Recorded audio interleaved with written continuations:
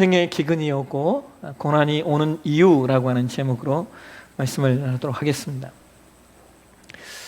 영국의 캠브리지 대학의 그 철학과 교수였던 C.S. 루이스라고 하는 박사님이 계셔요. 이분은 기독교계의 아주 탁월한 그 철학가이고 변증가로서 이름이 있었던 분입니다. 그런데 이분이 탁월한 철학자이자 변증가이면서 동시에 아주 탁월한 소설가이시기도 했어요. 그래서 이분이 쓰신 책 중에 우리에게 잘 알려진 책이 스크루테이프의 편지라고 하는 제목의 책이 있습니다. 이 책의 주인공은 스크루테이프라고 하는 존재인데요. 그런데 이 스크루테이프가 누구냐? 경험 많고 노회한 고참 마귀입니다. 그 고참 마귀 스크루테이프가 자신의 조카이자 풋내기 악마인 웜우드에게 인간을 유혹하는 방법에 대해 충고한 31통의 편지가 바로 그 책의 줄거리입니다. 그런데 이 C.S. 루이스 박사는요, 이런 기독교적인 소설만 쓴 것이 아니라 판타지 소설도 썼어요. 혹시 여러분 기억하세요? 나니아 연대기라고 하는 책이 있고 나중에 이것이 영화로도 만들어졌죠. 이게 그 루이스 박사가 쓴 책입니다. 또 루이스 박사는 기독교계의 아주 보석과 같은 책들도 남기셨는데요.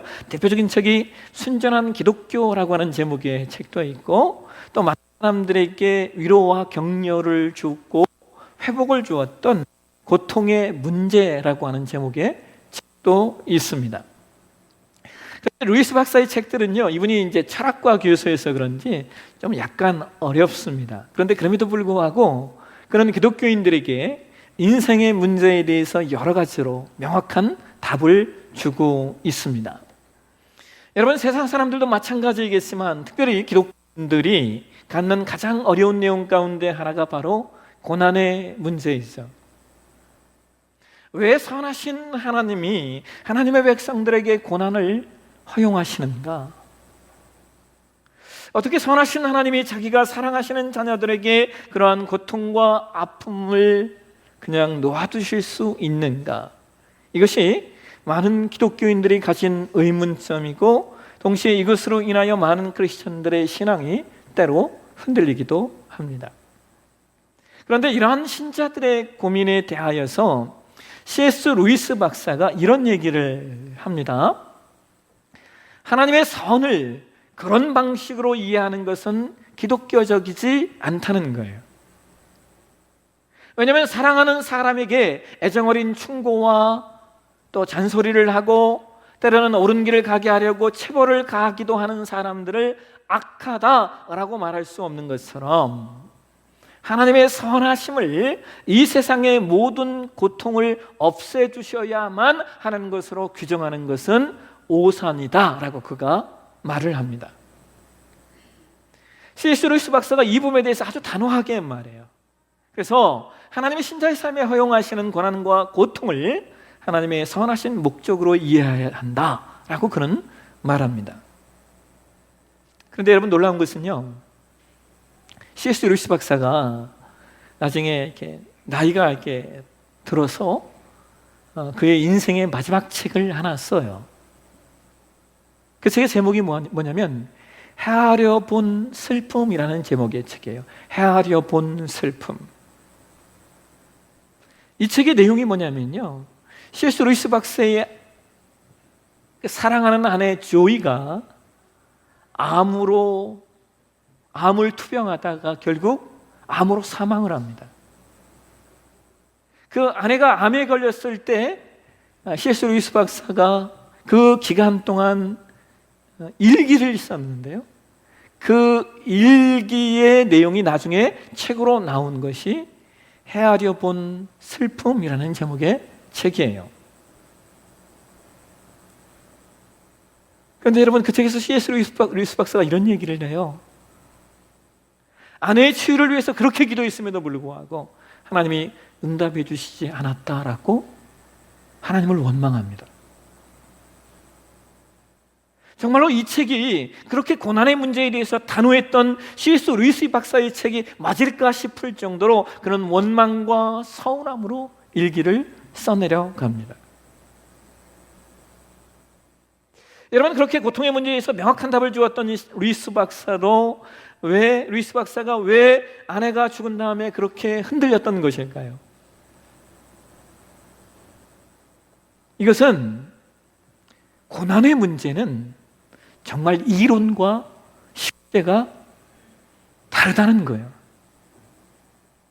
이것은 사람이 당해보지 않고는 말할 수 없는 것이 고난의 문제이고, 그래서 그 누구도 고난당하는 자들에게 함부로 말할 수 없는 것, 그것이 고난이라는 것입니다. 예전에 한 성도님이 저에게 이런 얘기를 하셨어요. 자신의 삶에 그 엄청난 그 환난의 그 순간이 있었다는 거예요. 그런데 그때 가장 마음 아팠던 게 뭐냐면, 같은 교회를 다니는 성도님들의 반응 때문에 마음이 아팠다는 거예요. 두 가지 반응이 있었다는 거예요. 하나는 마치 자신이 고난을 당하는 것이 자신의 죄 때문이다라고 생각하는 사람들이 있더라는 거예요. 예, 물론 여러분, 때로 우리 삶 가운데 내 죄 때문에 찾아오는 고난이 있습니다. 그런데 그게 전부는 아니에요. 그렇지 않은 경우들도 있습니다. 성경의 그 대표적인 예가 욥입니다. 욥. 그 다음에 또 하나가, 성도님들이 너무 쉽게 찾아와서는 집사님 왜 흔들리세요? 믿음으로 이겨야지요 하고 말하더라는 거예요. 그런데 그분이 그 말들이 자기에게 비수를 꽂는 것과 같았다라고 이야기를 하셔요. 여러분, 그렇잖아요. 자식을 잃은 사람에게 자식을 잃어보지 않은 사람이 무엇으로 위로하겠습니까? 아주 삶에 심각한 병에 걸려보지 않은 분이 그런 병에 걸려있는 분에게 무엇으로 위로하겠냐는 거예요. 그래서 우리가 고난당한 자에게 우리가 할 수 있는 가장 지혜로운 방법은, 여러분, 어떤 그 100마디의 말보다요, 그냥 찾아가서 그분의 손을 붙잡고 그저 함께 울어주는 것.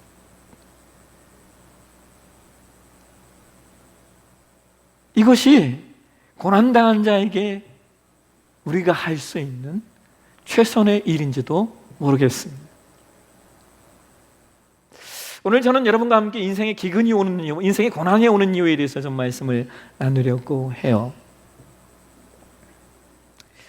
오늘 저와 여러분이 봉독한 말씀에는요, 우리가 그 내용을, 하나님께서 우리의 인생의 삶 가운데 고난을 허용하시는 이유, 하나님의 우리 삶 가운데 기근을 그냥 허용하시는 이유가 무엇인지 오늘 말씀 속에서 적어도 두 가지 내용을 우리가 확인하게 됩니다. 첫 번째 내용은 이런 거예요. 여러분, 오늘 본문의 배경은요, 7년 대기근의 시대에 이제 야곱이 먹을 것이 없어지니까 자녀들에게 애굽에 내려가서 양식을 좀 사오라고 시키는 내용이에요.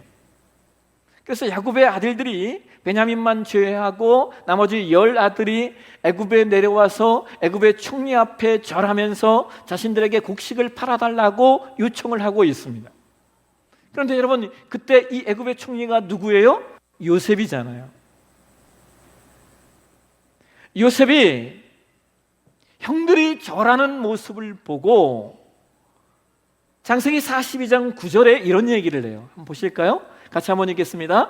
요셉이 그들에게 대하여 꾼 꿈을 생각하고, 형들이 요셉을 찾아와서 무릎을 꿇고 절하면서 곡식을 좀 팔아주세요라고 요청할 때 요셉이 버뜩 생각이 난 거예요.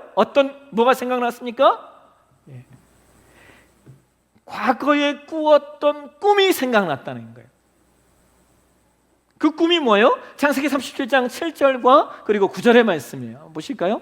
창세기 30장 7절 9절 말씀 우리 같이 한번 읽도록 하겠습니다. 우리가 밭에서 곡식단을 묶더니 내 단은 일어서고 당신들의 단은 내 단을 둘러서서 절하더이다.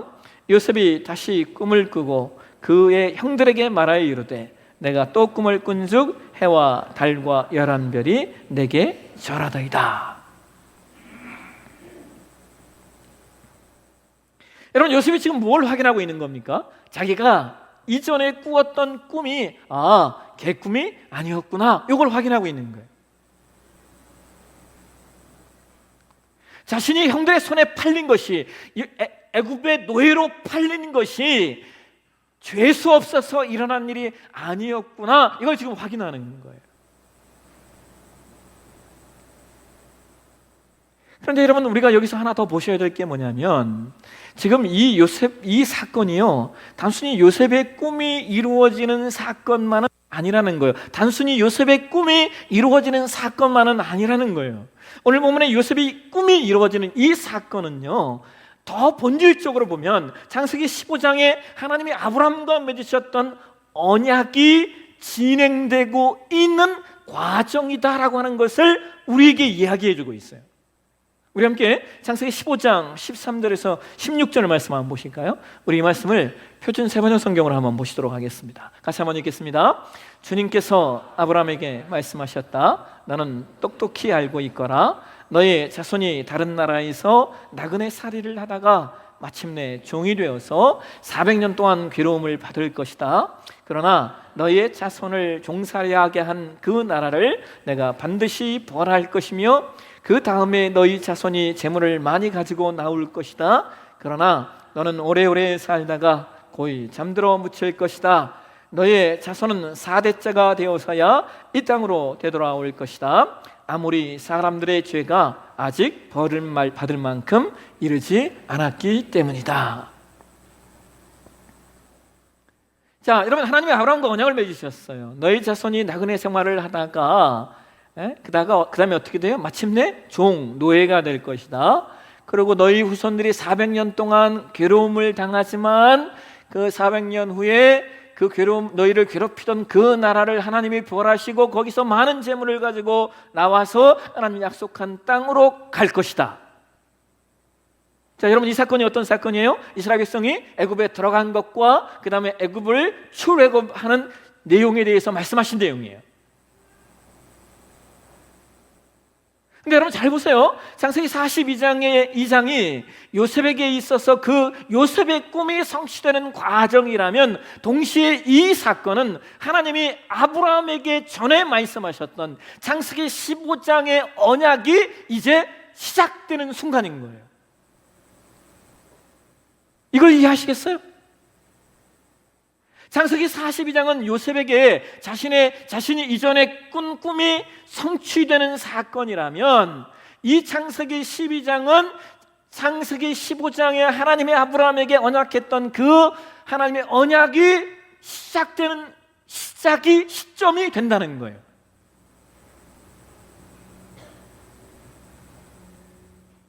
여러분, 더 놀라운 게 뭔지 아십니까? 하나님께서 아브라함의 후손들이 애굽에서 400년을 있어야 되는 이유에 대해 뭐라고 말씀하셔요? 오늘 15장 16절에 그런 얘기를 하죠. 아모리 사람의 죄가 아직 벌을 받을 만큼 이르지 않았다. 이 말씀을 여러분, 우리 예전에 개역 한글판 성경에서는요, 이렇게 번역을 합니다. 이는 아모리 족속의 죄악이 아직 관영치 아니함이라. 여러분, 여기 이 관영하다라고 하는 단어가요, 가득 차다라는 말이에요. 그러니까 하나님께서 아모리 족속의 죄악이 가득 찰 때까지 기다리셨다는 거예요. 근데 여러분, 여기 아모리 족속이 어떤 족속인 줄 아세요? 가나안 족속입니다. 가나안 족속. 여러분, 나중에 이 아모리 족속이 누구에 의해서 정복이 돼요? 여호수아 10장에 그 말씀이 성취가 돼요. 그게 무슨 말이냐? 하나님이 약속하시고 언약 맺으신 것들이 하나님의 영원하신 계획에 따라서 하나하나 성취되고 이루어지고 시작되고 또 성취되는 거예요. 그래서 여기서 우리가 하나 깨달아야 될 내용은, 왜 요셉이 형들의 손에 죽임을 당할 뻔하고 왜 요셉이 형들의 손에 팔려 노예로 애굽에 가야만 했느냐?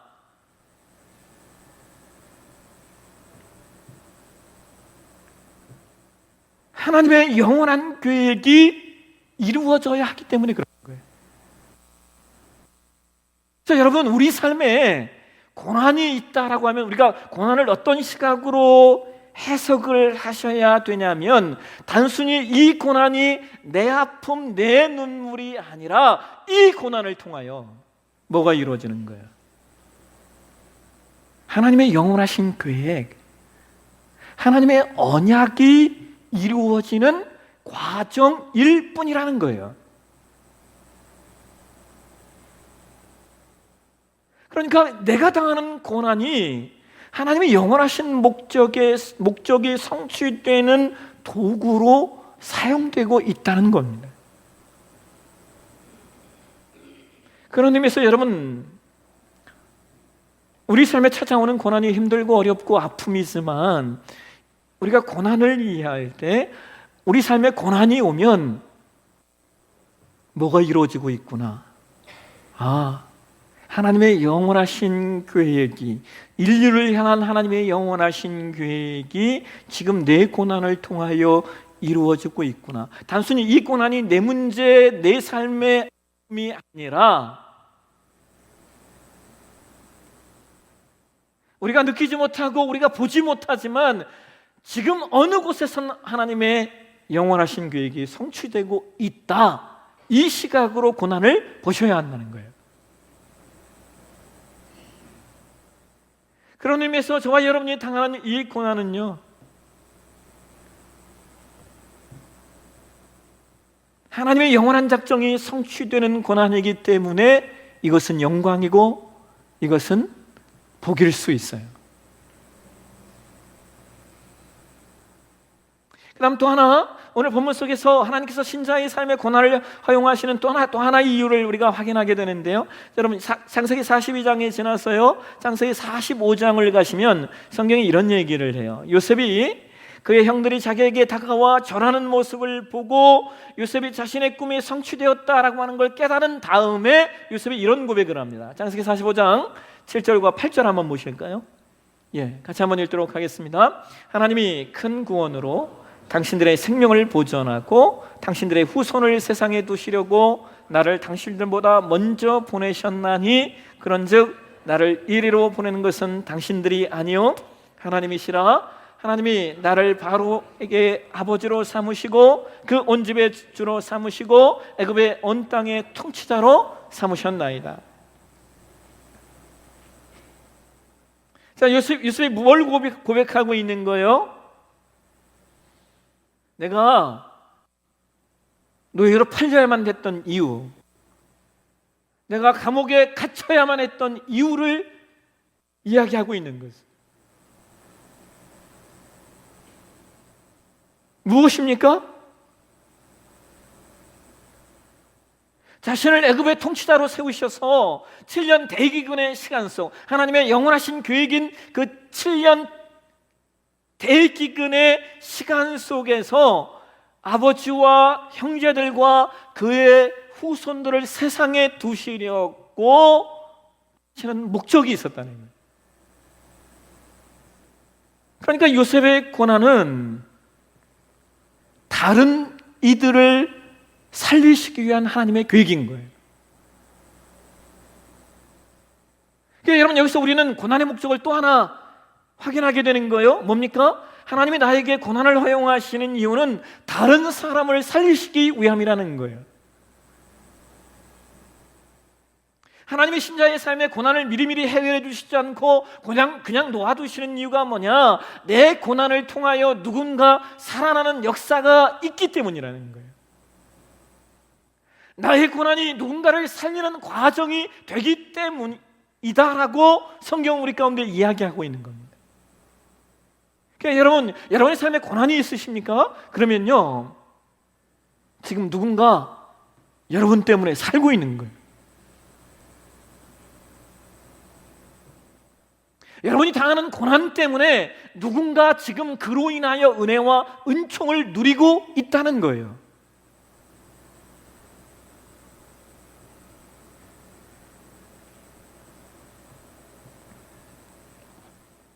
저희 어머니가 2017년에 4월 30일에 하나님께 소천을 받으셨어요. 제가 어머니가 돌아가시고 나서 제가 기도했던 것 중에 하나가 하나님 제발 꿈에서라도 좀 보여주세요. 매일같이 기도했어요. 어머니 장례 치르고 나서 하나님, 어머니를 한번 꿈에서라도 좀 봤으면 좋겠어요. 근데 어머니가 꿈에 안 나타나는 거예요.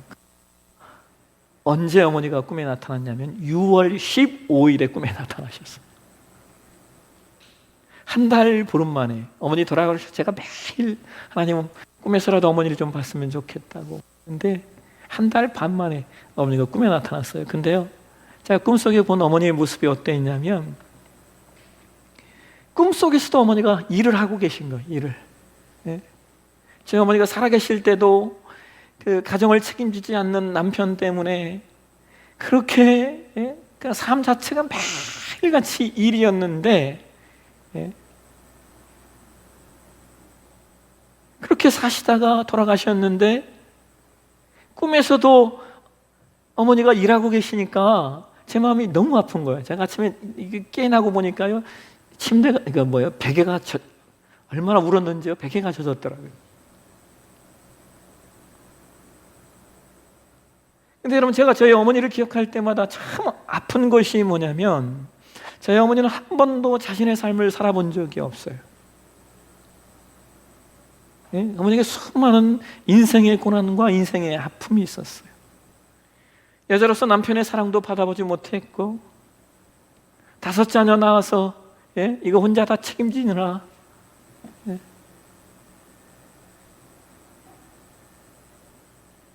그렇게 고생하셨고, 나중에는 아버지가 이혼하시고 나서 우리들에게 늘 미안해 하셨어요. 예? 이혼한 여자라고 하는 그 슬픔을 가지고, 또 그것 때문에 자식들에게 미안해서 그런 삶을 사시다가 돌아가셨어요.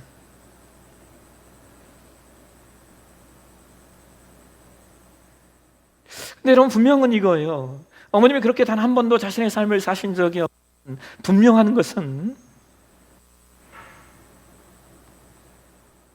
그런 어머니 때문에 오늘의 내가 있다는 거예요. 어머님이 감내하신 그 고난 때문에, 어머님이 자신의 삶을 포기하고 걸으신 그 고통의 여정 때문에 오늘의 내가 있어요. 근데 여러분, 이것이요, 기독교 신앙의 본질이에요. 기독교 신앙은 누군가를 살리기 위해 누군가가 고난의 길을 가요. 기독교 신앙은 누군가를 살리기 위해 누군가가 대신 죽어요. 이게 기독교 신앙이에요. 예수님이 십자가의 길을 가신 이유는 오늘 살려야 할 우리가 있기 때문에 그래요. 오늘 살려야 할 우리가 있기 때문에 예수님이 인간으로 비하하셨고, 비하하실 뿐만 아니라 그 처절한 고통의 십자가를 담담히 지시는 거예요. 무엇 때문에요? 오늘 살려야 할 나 때문에요. 여러분 삶에 고난이 있으십니까? 그러면요, 지금 여러분이 당하는 그 고난 때문에 누군가가 살고 있어요. 지금 여러분이 당하는 그 고난 때문에 누군가가 생명을 얻고 있다고요. 그래서 여러분, 우리에게 허용되어진 고난이 어렵고 힘이 들지만, 그러나 그럼에도 불구하고 우리가 이 고난을 감내할 수 있는 이유는, 내가 받는 이 고난 때문에 지금 인류를 향하신 하나님의 영원하신 계획이 성취되고 있고, 지금 내가 당하는 고난 때문에 누군가는 살아나는 역사가 있다라고 하는 이 사실을, 이것을 놓치지 않는, 이것을 기억하는, 고난의 문제를 그것으로 해석할 수 있는 저와 여러분의 신앙이 되셨으면 좋겠습니다. 그래서 여러분, 고난이 다가오셨을 때 어머니와 같은 마음으로, 그리고 예수님 마음으로 그 고난의 여정 담대히 걸어가시고 승리하시는 저와 여러분의 삶 되시길 주의 이름으로 축원합니다. 기도하겠습니다. 하나님, 인생에 왜 기근이 오고 왜 고난이 오는지, 하나님, 우리가 오늘 말씀을 통하여 그것을 확인합니다. 요셉이 고난을 받았지만 그 고난이 아브라함의 언약이 성취되는 과정이었음을 기억합니다. 하나님의 영원하신 계획이 요셉의 인생을 통하여 이루어진 것처럼 하나님, 오늘 우리가 당하는 이 고난이 하나님의 언약이, 하나님의 영원하신 계획이, 목적이 이루어지는 과정임을 우리로 놓치게 도와주옵소서. 더 나아가 주님, 요셉 때문에 그의 온 가정들이 살았던 것처럼 하나님, 오늘 내가 당하는 고난 때문에 누군가 살고 있음을, 내가 당하는 고난 때문에 누군가 회복되고 있음을, 내가 당하는 고난 때문에 누군가 영광을 얻고 있음을 기억하는 우리 되게 도와 주옵소서. 거룩하신 예수님의 이름으로 기도합나이다. 아멘.